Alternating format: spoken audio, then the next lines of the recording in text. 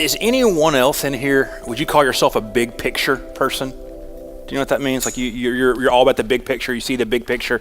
I'm a big picture person. I think I learned this. The best example I can think of, and big picture people are those who are able to step back and see all the different things that are going on. And sometimes they can understand what needs to happen in the future or what's going on here on the side that's kind of getting kind of janky. The bad part about being a big picture person is you have to have the ability to then start stepping back and get small picture to find out what's affecting the big picture. And I learned this best probably from my scoutmaster when I was a kid, Mr. Jim. Mr. Jim died a few months ago, but Mr. Jim was awesome. Mr. Jim was in the underwater demolition team in the Navy during Korea. So he was a frogman. Like they covered themselves like an axle grease and like wore little Speedos and like went and blew things up, which if you're like a 12-year-old boy is the coolest job in the world. Mr. Jim was the head of maintenance at Cabrini Hospital in Alexandria. And every time, when you crossed over from Cub Scouts into Boy Scouts, you had to go hang out with Mr. Jim for a couple of hours so he could scope you out, see what you're made of.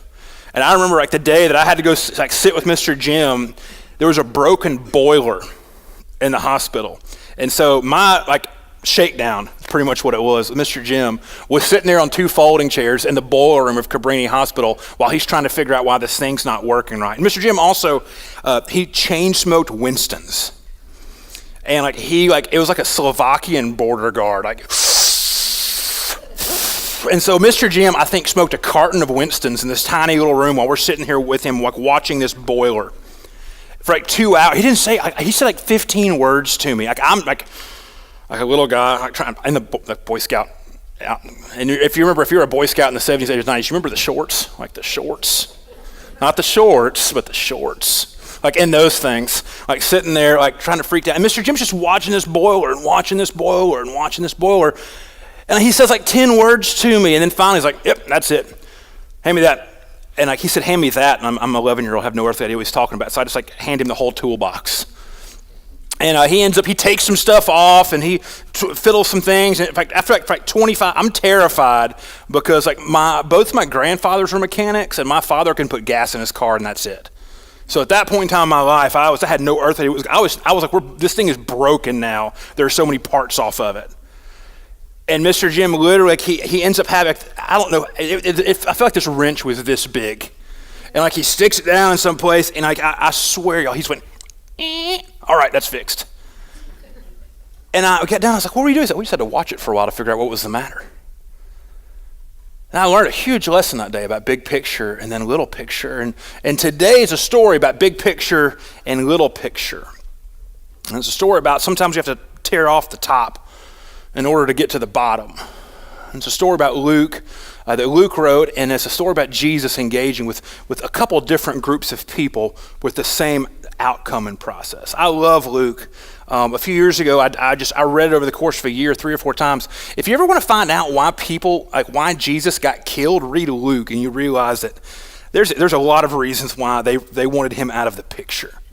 Because he called things out and he pressed in deeply and he was willing to say whatever. And Luke tells that story really well. And so we're going to go into this story today. This big picture story, a story of letting the top go in order to get to the bottom. It's one that a lot of us are familiar with. But hear these words from chapter 5, starts in verse 17. One day while Jesus was teaching, some Pharisees and teachers of the religious law were sitting nearby. It seemed all these men showed up from every village in Galilee and Judea as well as Jerusalem. And the Lord's healing power was strongly with Jesus. And some men came carrying a paralyzed man on a sleeping mat. They tried to take him inside to see Jesus, but they couldn't reach him because of the crowd. So they went up to the roof and took off some tiles, and they lowered the sick man on his mat right down into the crowd, right in front of Jesus. Seeing their faith, Jesus said to the man, "Young man, your sins are forgiven." But the Pharisees and the teachers of religious law said to themselves, "Who does he think he is? That's blasphemy. Only God can forgive sins." And Jesus knew what they were thinking, so he asked them, Why do you question this in your hearts? Is it easier to say your sins are forgiven or stand up and walk?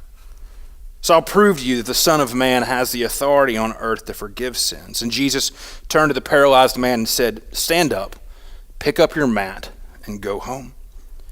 And immediately as everyone watched, the man jumped up, picked up his mat, and went home praising God.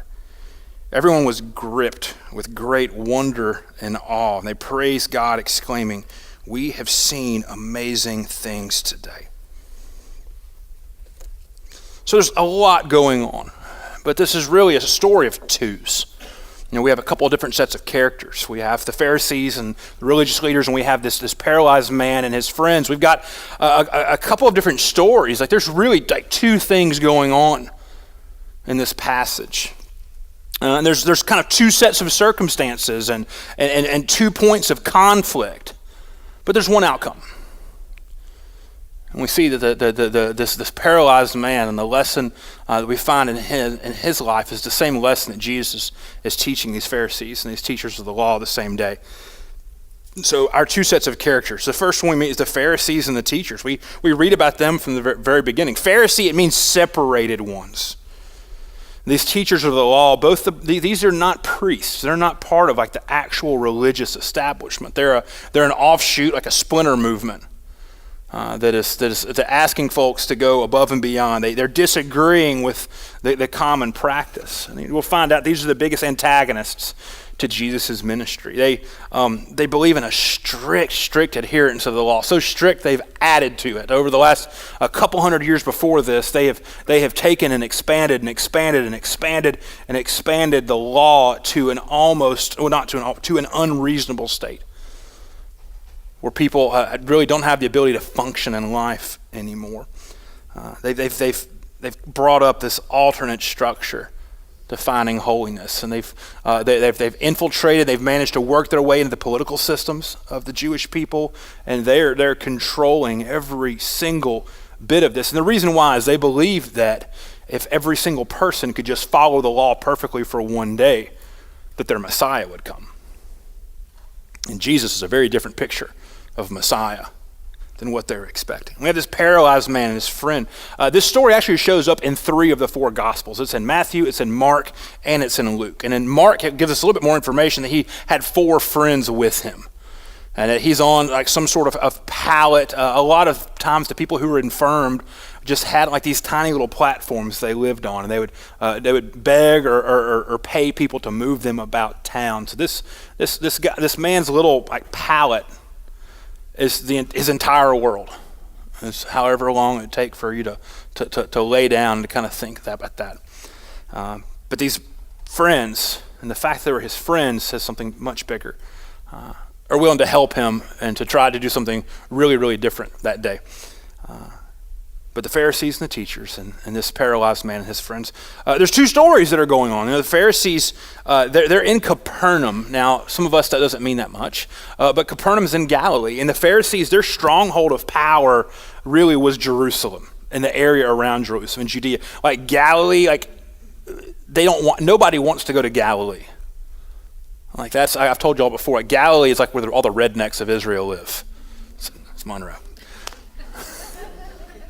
I mean, that's what they thought. Like, oh, that's just the rednecks.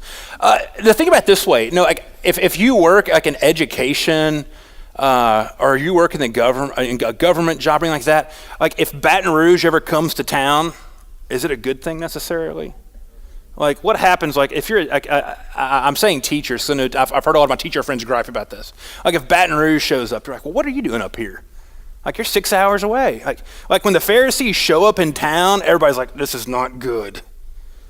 Like we're far away from them. We don't have to put up with them that much, but they're coming to see what Jesus is doing. And Jesus' ministry really began in Galilee. This is the kind of the early part of the movement. So they're out of their element. They're like imposing their authority and their structure. Like they're coming into somebody's house and sitting down and say, we're going to hold court in here now. Capernaum's also, in many ways, it's kind of seen as Jesus' home base, his hometown. So they go into the center of this new movement that's taking over the area. And the Pharisees and these teachers, their biggest thing is that they have doubt in Jesus and what he's doing. Now this crippled man and his friends, what we see with them is extreme faith in what Jesus is doing. These stories of every time Jesus shows up, he heals people. Every time Jesus shows up, the things that are impossible become possible. Every time that Jesus shows up, wrongs are made right. And they're willing to go anywhere to experience who Jesus is because they have faith in what's going on. The interesting thing about this story and these gospel stories is that we see Jesus is attracting everyone. He's attracting the people who agree and the people who disagree, the people who love, the people who hate. He's attracting the sick, and he's also attracting those who judge the sick, because that's also a major part of this story. The two sets of circumstances, or the two sets of conflicts in this story. Pharisees believe in a literal reading of judgment. Therefore, if there's anything bad going on in your life, it's your fault or your parents' fault.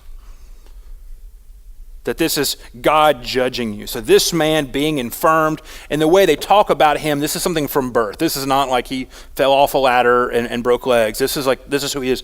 Then the Pharisees and their system, this means that his parents sinned or his grandparents sinned, and now you are bearing the weight of their inability to follow the law. And so many of these stories that we read of Jesus' healing, when there's people who are sick, who have these limitations that are outside of the realm of possibility, that the general part of society are following the Pharisees' rulings that if there's anything the matter with you, you are worthless. If you are broken, you need to be discarded. You need to be sitting outside of the gates. You do not need to be in town. And if you're worthless to society, that also means that you're worthless to God. And this is this system, this framework that they're working off of. And they see Jesus do this thing, and how can he forgive sins? Only God can forgive sins. And they have this idea of the Messiah that's very different from who Jesus is. So they get into this literal questioning mode of every single thing in front of them. And we have this crippled man. He's been alienated from society, alienated from family. He's been stopped from any participation in normal life. Just the fact that it names his friends helping him is showing that his friends have a different belief in how the world works. That he had 4 people that were willing to break the rules for him. 4 people who are willing to do whatever it takes to see life brought back to their friend. His friends are risk takers. So two characters, 2 stories, 2 points of conflict going on, but this one outcome. I said this earlier, sometimes we need to tear off the top in order to get to the bottom of things. You see, this story is a story of Jesus connecting 2 very divergent ways of looking at the world. And he connects them by doing the things that he's been doing for his whole ministry and that his Father has been doing for thousands of years. He heals and he forgives. That's what Jesus does. He heals and he forgives. You see, we can get into relationships of blame sometimes, just like the Pharisees did. But Jesus is in the business of healing, in the business of forgiveness. So to think about this, it means that we have to sometimes transform our thoughts about what Jesus can do. This story today is 2 different groups engaging with Jesus in a ministry of healing and forgiveness. One group not believing he has the ability to heal and forgive. And then one group of people who absolutely are willing to bank every single thing on him having the ability to heal and to forgive. And what we see in Jesus' message, the way that he's interacting with these 2 groups of people, is that the starting point of healing and forgiveness is faith, not ritual obedience. The starting point is faith. This man's friends had faith. That this man had faith. I would not want anyone to lower me down through a roof. Like that might be, think of 4 people you trust to lower you down through a roof right now. Then imagine you're a man of my size and trying to think, who are the 4 people I can trust to lower me? Like you got a winch on your truck? Can you keep that thing even? His friends are exercising tremendous faith. They're risk takers. Both healing and forgiveness assume conflict. We can't talk about this and divorce ourselves away from a reality of sin. Just say, no, sin doesn't exist. We can think about this all flowery and hunky-dory. No, healing and forgiveness assume conflict. They assume there's something that you need healing from, and that there's something that you need forgiveness for and of. But healing and forgiveness are a radically different system than judgment. And through faith, Jesus says, I operate out of healing and I operate out of forgiveness. It doesn't make less of sin, but it makes much of who Jesus is.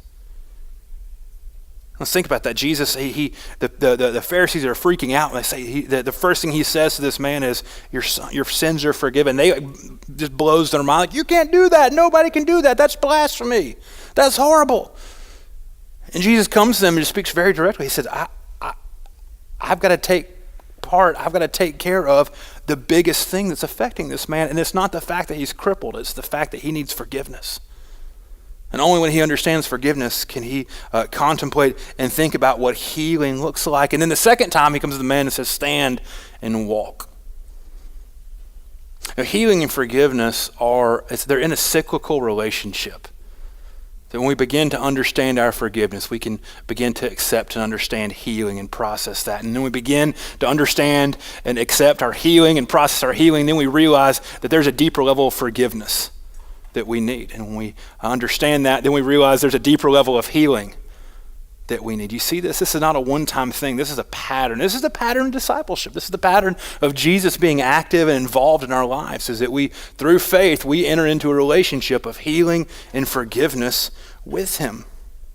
Is it possible to be completely forgiven and not to be healed? Is it possible to be healed and not be forgiven? The two work right alongside of each other. And that's what this journey with Jesus. You're seeing him worked out in the way that he forgives and he heals this crippled man. See, neglecting either healing or forgiveness, it cripples us. Neglecting in our personal lives, neglecting healing or neglecting forgiveness, that's going to stop us from full participation in life. That's what was the problem with this man on the mat. He was not able to participate fully in life. When we neglect either healing or forgiveness, we're stopping ourselves from full life. We're placing ourselves instead in a pattern that's outside of what Jesus designed. Or through faith, we open ourselves up to healing and forgiveness. We place ourselves inside of what Jesus is doing. We allow him to lift. We allow him to say, stand up and walk. Sometimes we have to tear off the top in order to get to the bottom. We also think about this. This is kind of the beginning of what this line looked like, is we have to do this inside of community. We can't do this on our own. It took 5 people that day to engage with Jesus. You know, sometimes we're going to be in situations and seasons of life where we're going to need 4 people to lower us down. We're going to need 4 people who are willing to take off a roof for us. We're going to have to trust them enough to handle that season for us. But then sometimes we're going to have to be one of those 4 for somebody. And both of those things require us being in a good enough relationship with other Christians to do that. It's a tough thing. We cannot do this alone. That our faith, that Christianity is a full contact sport. It's not solitary. True faith is working out and this cycle of healing and forgiveness, and doing that inside of relationships and community with other people. In closing, we think back to just these last couple of verses in this chapter, and it said that people said, we have seen amazing things today. We've seen amazing things. In Greek, this word is actually where we get our word paradox from. It's paradoxa. It's contrary to existing expectations. And the people who saw all this happen that day said, this is not how it's supposed to work. This is so much better. I don't understand this, but I want to know and live in this world instead. Jesus tells the man to stand up, and he said, go home. Not in a negative way, but in a very positive way. Stand up. Go back to and have full participation in life.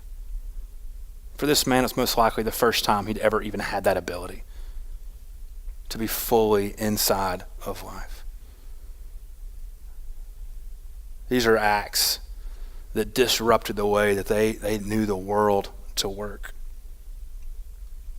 These were holy deeds of God that were made visible in front of them. I said, we've seen amazing things. We've seen amazing things. And friends, we see amazing things by simply, through faith, putting ourselves in relationship of healing and forgiveness. Sometimes we've got to just tear off the top in order to get to the bottom. Sometimes we got to be willing to get lowered. Sometimes we have to go help somebody else out and lower them. We've got to be the kind of friends that they can trust in that situation. And then we need the type of friends that we can trust.